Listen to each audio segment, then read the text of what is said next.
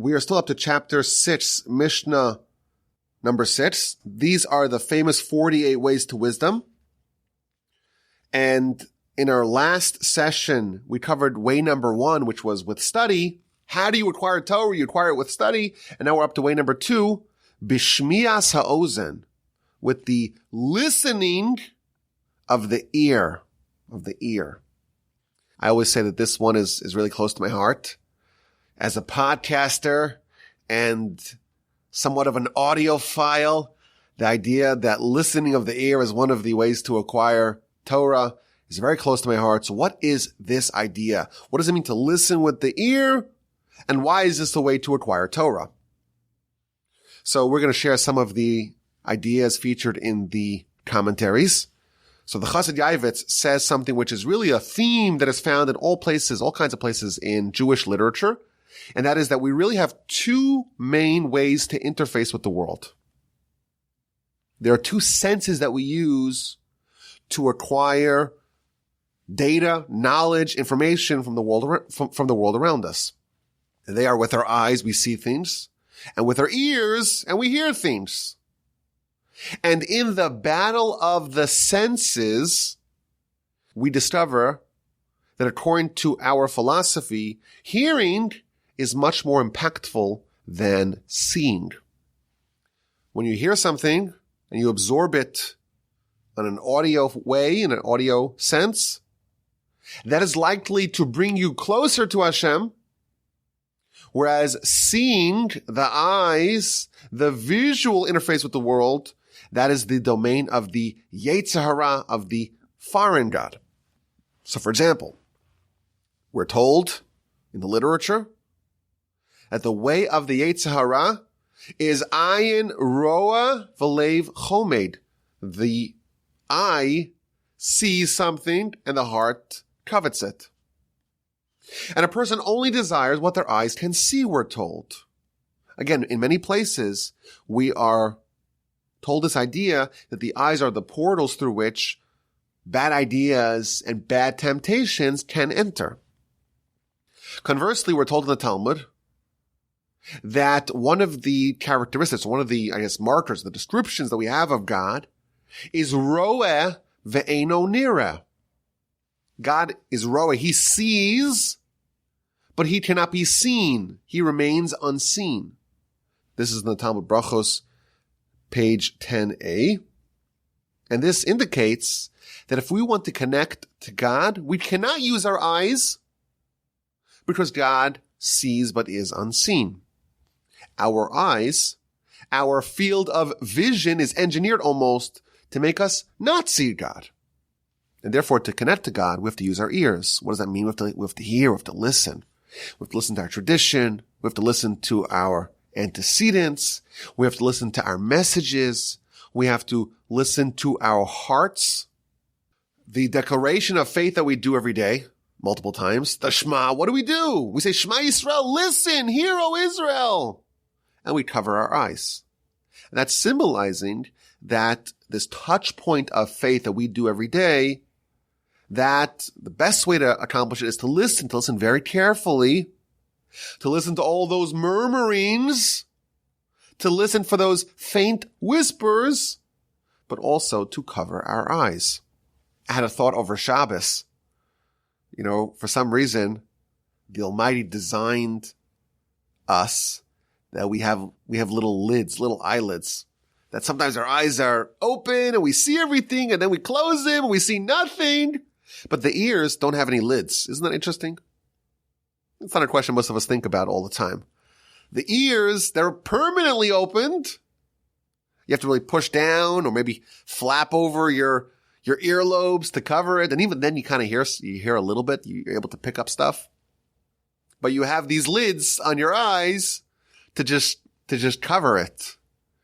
Why would the Almighty do that? I know it's a strange thought to think about, those little flaps that cover our eyes. And at night they're closed. And then they're during the day they're open, but periodically they have this like washing fluid to keep everything lubricated really nicely. And they flap down and then flat back up and you don't even miss anything in the field of vision? Why don't our ears have the similar thing? So I want to speculate that maybe, if what we see could be very dangerous. It could be the domain of the Yetzer Hara. Everything we see is not God. God is unseen. Maybe if we didn't have those lids, if we had too much sight, so to speak, it would give the Yetzer Hara an unfair edge. And that's why the Almighty says, okay, I'm going to give you a chance, so to speak, to close your eyes and to be able to listen much more carefully. And through that, you can connect to the Almighty, connect to the spiritual, and almost cordon off, so to speak, the physical world that you see that fills your eyes and your brain with all these images which are not, of course, God. Audio, we know, also echoes. This past Shabbos, in one of the shuls in our neighborhood, they asked me to serve as the chazan, to lead the services, which I do very frequently. But in this particular room, there's bad acoustics. So like you're hearing the echoes of everyone behind you, and it's a little bit disorienting. You have to kind of get used to it. With sight, there is no echo. What you see, it's almost like there's no lag. It happens basically instantaneously. Light travels around the world, in 1 second, 8 times. It's just lightning fast. And with light, because it's all instantaneous, there's no time to process. You cannot prepare for it ahead of time. And you cannot assess it afterwards because it's gone. It's like a flash, and that's it. Whereas audio, it's much slower. You have time to prepare for it. And even after you hear it once, you hear it again, it reverberates, it echoes, it lingers, it allows you to really process it. The Yetzer Hara wants us to be working very fast, to not think about things, to not ruminate, to not cogitate, to not evaluate, to not question, just accept the vision. For us to really connect with, listen, and audio, again, is much more engineered to facilitate the kind of spiritual transformation that is required, of course, to connect with the Almighty and His Torah. My favorite example of this are the two relatives who were not Jews, who experienced Egypt, or the Exodus from Egypt, and how they processed it. Jethro, he wasn't a Jew. But Parshas Yisro, this is chapter 18 of Exodus, it begins that Jethro heard everything that happened to the Jewish people, and he said, I want to join this nation. When he interfaced with the Exodus by listening, he heard, he wanted to join. He is related, the Talmud tells us, to Balak, the king of Moab.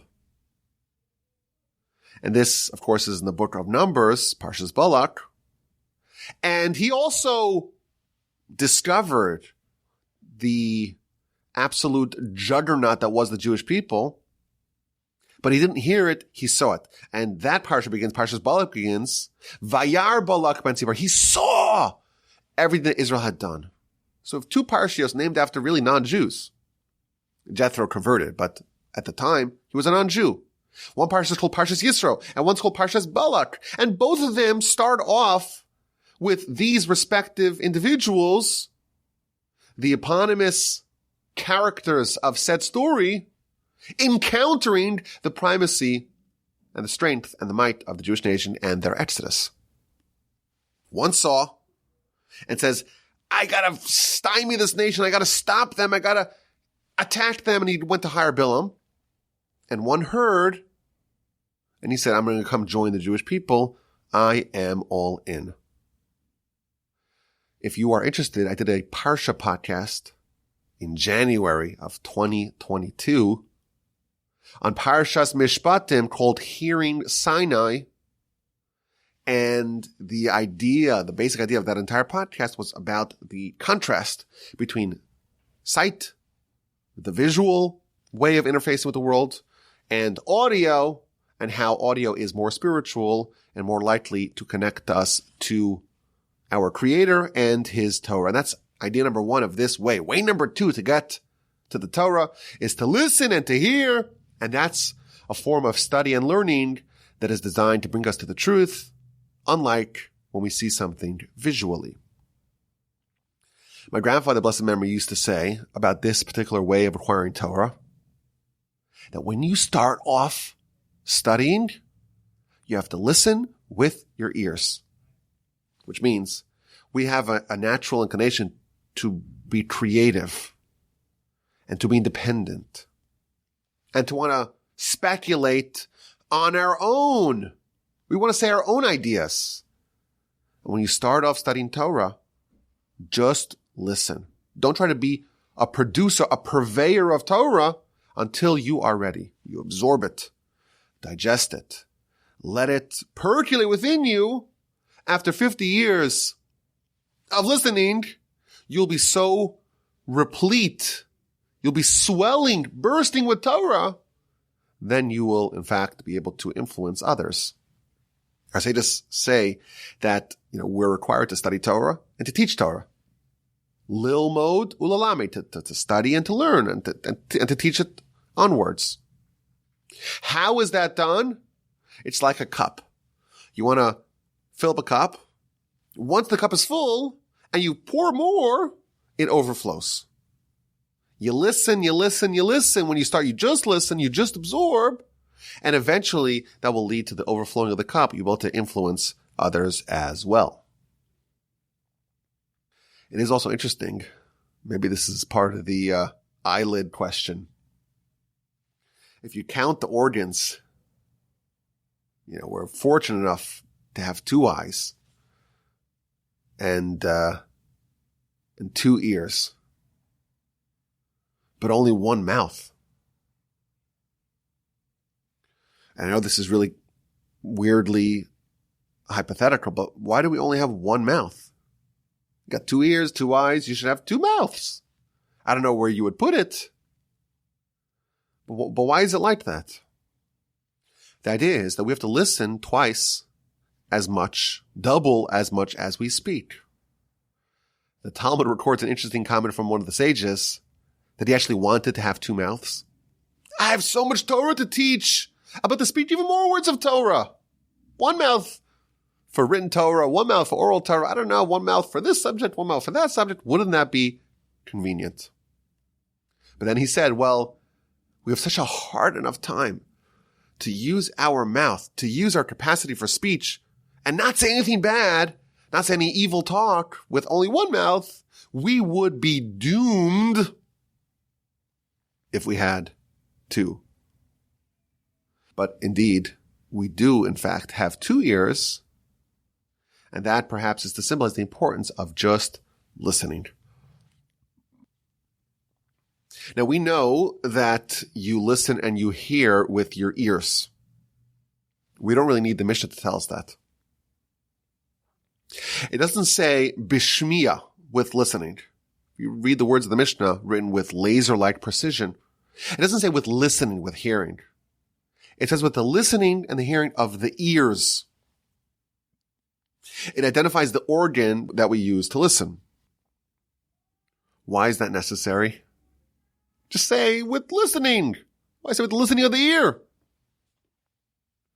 So I remember hearing an idea about this many years ago in the name of Rabbi Shapiro, Rabbi Moshe Shmuel Shapiro. He said, sometimes people listen, but they don't really understand. And it's only their ears that listen, in one ear and out the other. You've heard of that line? It goes in one ear and out the other. It doesn't really stop in the brain. It doesn't settle down in the brain. Is that beneficial? Is that helpful? So he says it is. Because this Mishnah is telling us, even if the listening is limited to the ear, it's only the hearing of the ear, but it doesn't actually stop and settle in the brain, even that is impactful. Even if only the ear hears, it penetrates, it makes an impact. I have a theory that if you really want to change someone, try to get them to listen to something, even if they don't understand or they're not willing to understand it. Just listening to it will change them. My dream is to have people listen to my podcasts as they're falling asleep. So my parents, every night they listen to my podcasts as they're falling asleep. And I think that it's actually the best way to listen to it, because as you're going to a lower level of consciousness,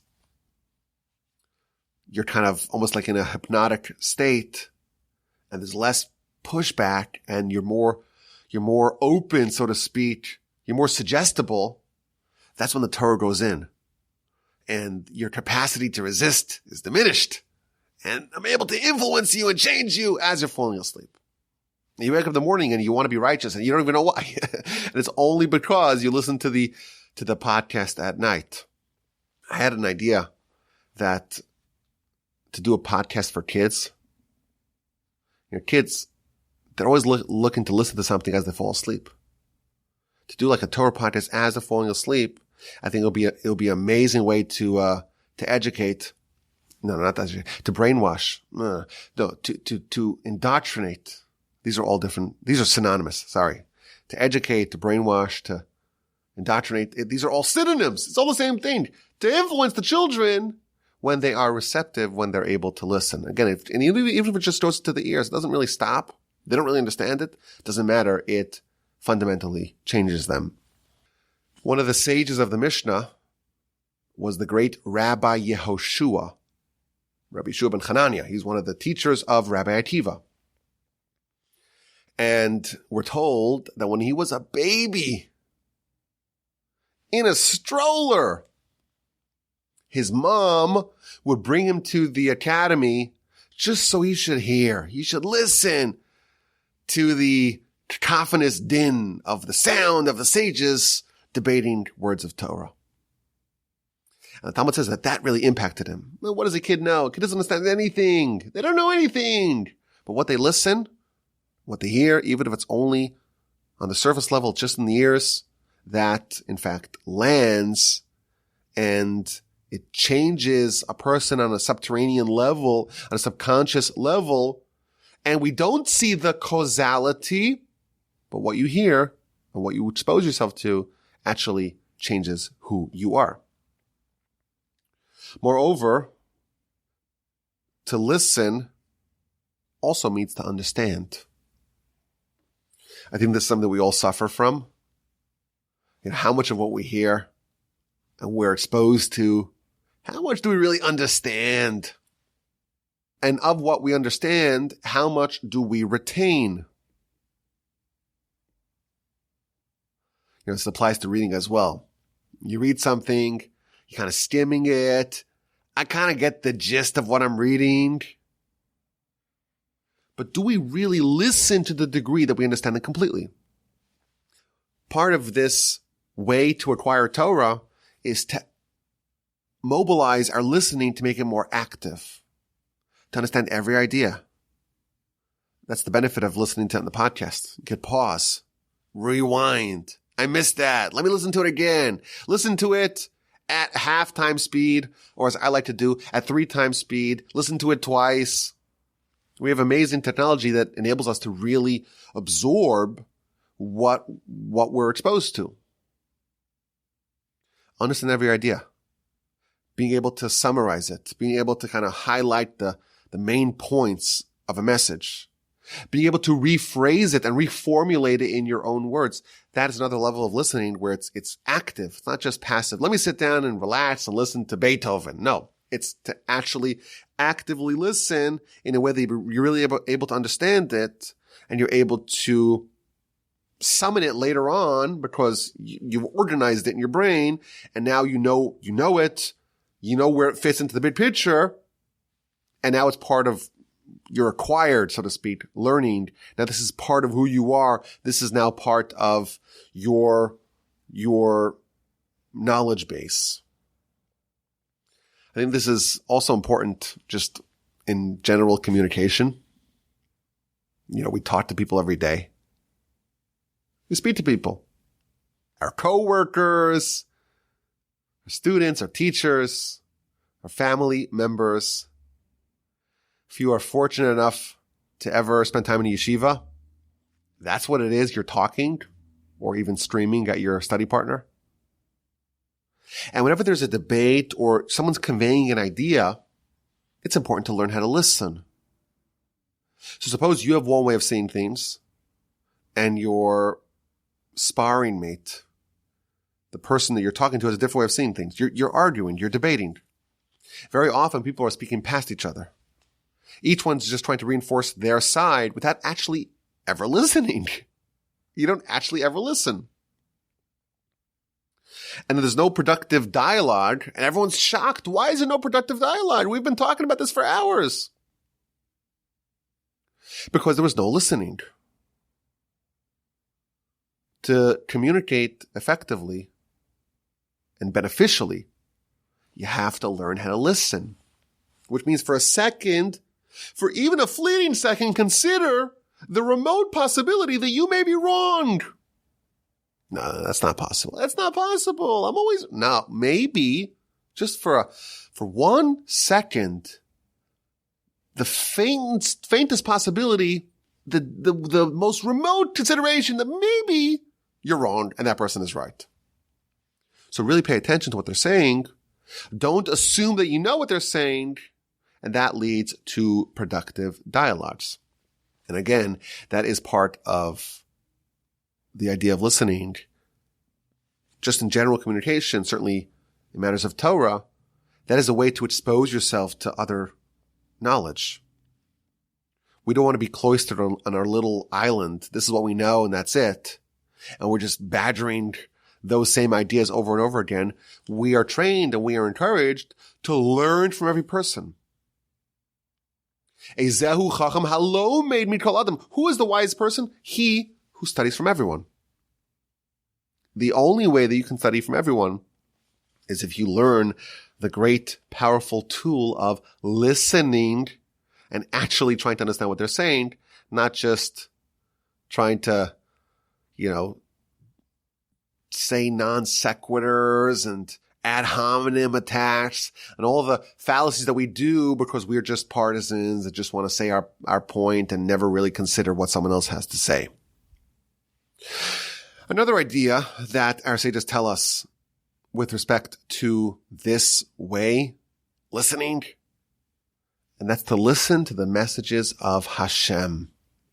Even though today we no longer have prophecy, nevertheless, the Almighty is still talking to us.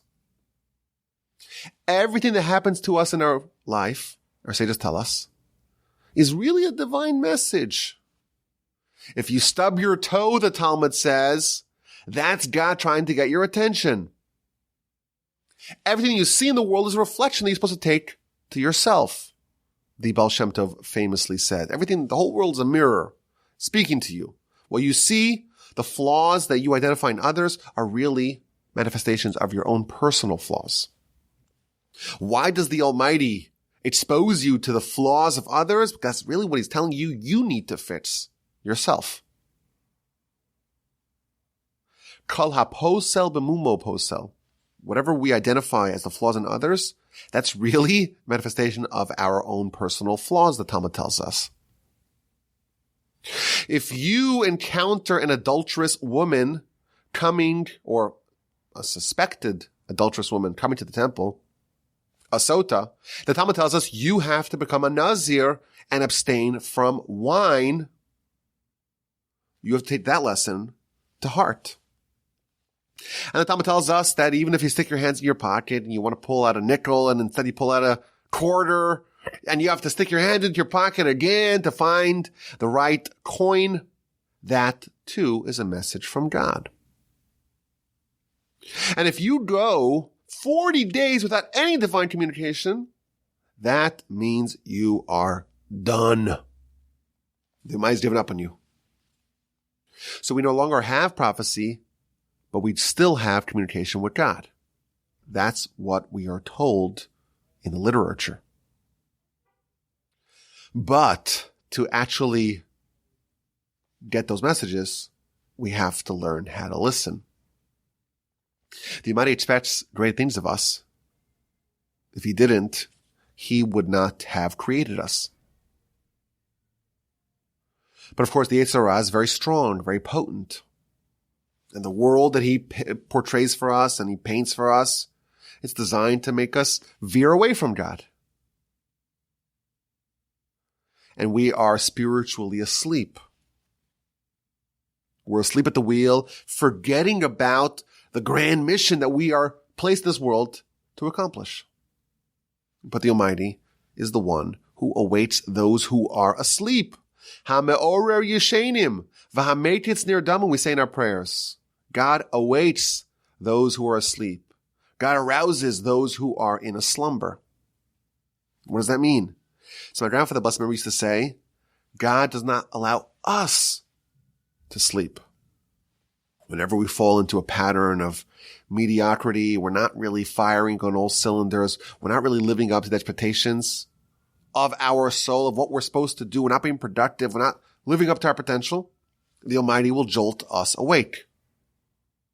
He will not allow us to fall beyond the pale. God is always speaking to us. It's up to us to listen, and that too is part of way number 2, to listen. And if we learn the great skill and tool of learning how to listen with all its various facets, we are well on our way to prepare ourselves for Torah and for wisdom. I thank you for listening. I hope you have a great day. And as always, my email address is rabbiwolbe@gmail.com.